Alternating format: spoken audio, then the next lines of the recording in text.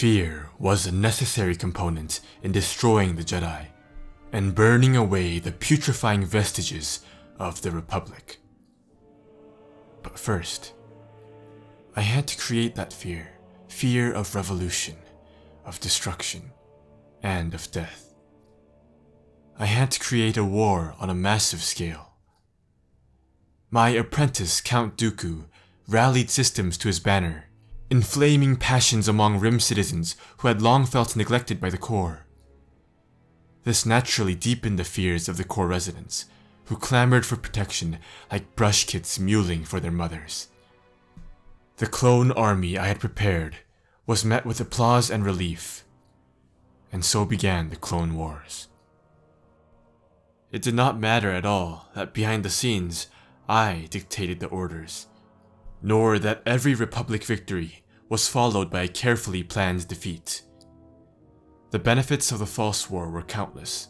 From the clone army came a battle fleet and an arsenal of new mechanized weapons of war.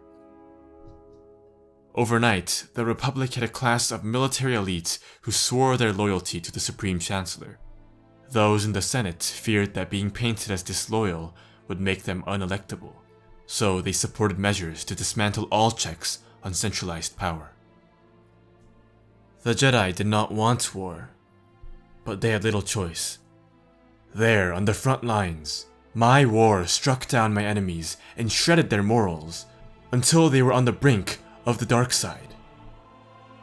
The Jedi were never the true heroes. I sought that by manipulating the HoloNet. When the time came for the Jedi to be eliminated, the public did not mourn them. When the Senate learned that the Jedi had attempted a coup and needed to be exterminated, they responded with absolute certainty. And when people saw smoke rising from the Jedi Temple, they felt relief.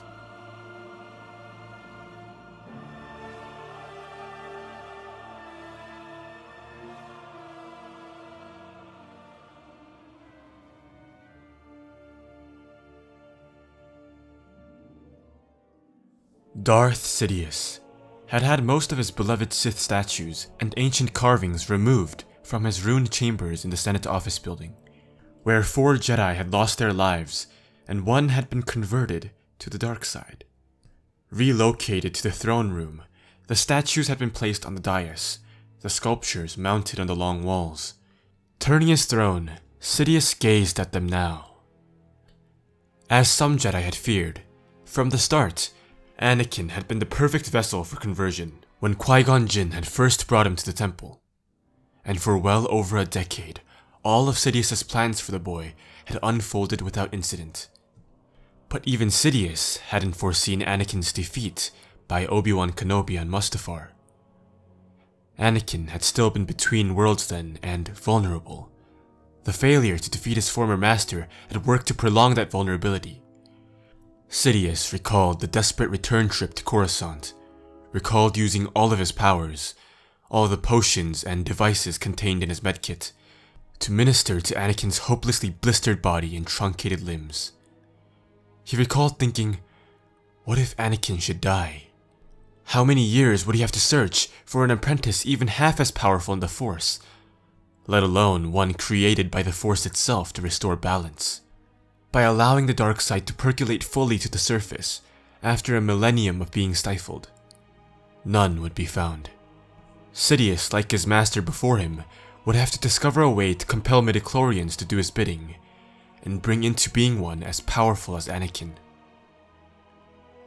As it was, Sidious and a host of medical droids had merely restored Anakin to life, which, while no small feat, was a far cry from returning someone from death. For thousands of years, the ability to survive death had been pursued by Sith and Jedi alike, and no one had been successful at discovering the secret. Beings had been saved from dying, but no one had cheated death. The most powerful of the ancient Sith Lords had known the secret, but it had been lost, or rather, misplaced. Now the galaxy was his to rule, and there was nothing to prevent Sidious II from unlocking that mystery. Then, he and his crippled apprentice might hold sway over the galaxy for 10,000 years, and live eternally. That is, if they didn't kill each other first. In large part, this was because Padme had died. Even their love was a part of Sidious's master plan. He had deliberately placed them together 3 years earlier, both to rid the Senate of her vote against the Military Creation Act, and to put temptation in Anakin's path. Following the murder of Anakin's mother, Anakin had secretly married Padme. When he had learned of the marriage, Sidious knew for certain that Anakin's pathological attachment to her would eventually supply the means for completing his conversion. Anakin's fears for her, in actuality and in visions, had begun especially after Padme had become pregnant, had been heightened by keeping him far from her. Then, it had simply become a matter of unmasking the Jedi for the hypocrites they were, sacrificing Dooku to Anakin's rage, and promising Anakin that Padme could be saved from death. The latter, an exaggeration necessary for Anakin's turn from what the Jedi called right thinking, for opening his eyes to his true calling. But such was the way of the Force. He gave one opportunities, and one only needed to be ready to seize them. Not for the first time, Sidious wondered what might have happened had Anakin not killed Padme and Mustafar. For all her love, she never would have understood or forgiven Anakin's actions. In fact, that was one of the reasons that Sidious had sent him there. Clone troopers could have dealt with the instructors and younglings, but Anakin's presence was essential in order to cement his allegiance to the Sith, and more important, to seal Padme's fate. Even if she had survived, their love would have died, Padme might have even lost the will to live, and their child would have become the Dark Lords to raise. Might that child have become the first member of the new Sith Order? Hardly. The idea of a Sith Order was a corruption of the intent of the ancient Dark Lords. Fortunately, Darth Bane had understood that, and had insisted that only in rare instances should there exist more than 2 lords, master and apprentice. But 2 were necessary for the perpetuation of the Sith Order. And so it fell to Sidious to complete Vader's convalescence. As Emperor Palpatine, he had no need to reveal his Sith training and mastery to anyone. And for the moment, Vader was his crimson blade. Let the galaxy think what it would of Vader, fallen Jedi, surface Sith, political enforcer. It scarcely mattered, since fear would ultimately bring and keep everyone in line. Yes, Vader was not precisely what he had bargained for.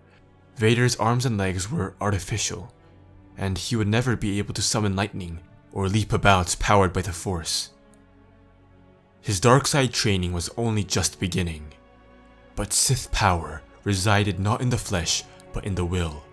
Self-restraint was praised by the Jedi only because they didn't know the power of the dark side. Vader's real weaknesses were psychological rather than physical, and for the young Dark Lord to overcome them, he would need to be driven deeper into himself, to confront all his choices and his disappointments. Powered by treachery, the Sith Master-Apprentice relationship was always a dangerous game. Trust was encouraged, even while being sabotaged. Loyalty was demanded, even while betrayal was prized. Suspicion was nourished, even while honesty was praised. In some sense, it was survival of the fittest. Fundamental to Vader's growth was the desire to overthrow his master. Had Vader killed Obi-Wan and Mustafar, he might have attempted to kill Sidious. In fact, Sidious would have been surprised if an attempt hadn't been made.